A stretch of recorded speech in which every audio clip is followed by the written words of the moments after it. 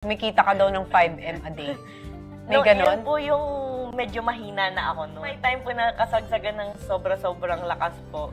Pumapalo po minsan ng 13, ganun, 10 to 13. Sa panayam ni Tony Gonzaga sa kanyang show na Tony Talks kay Rosemary Tan Pamulaklakin o kilala bilang Rosemar, natanong ang huli kung magkano ang kanyang kinikita mula sa kanyang mga beauty product.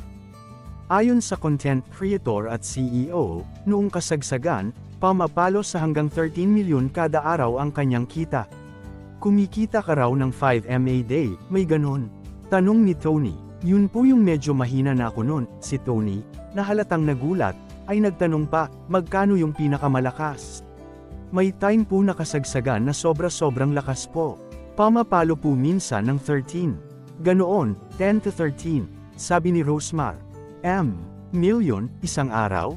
Humingi ng kumpirmasyon si Tony. Opo, pero kasama po doon yung puhunan, paglilinaw ni Rosemar.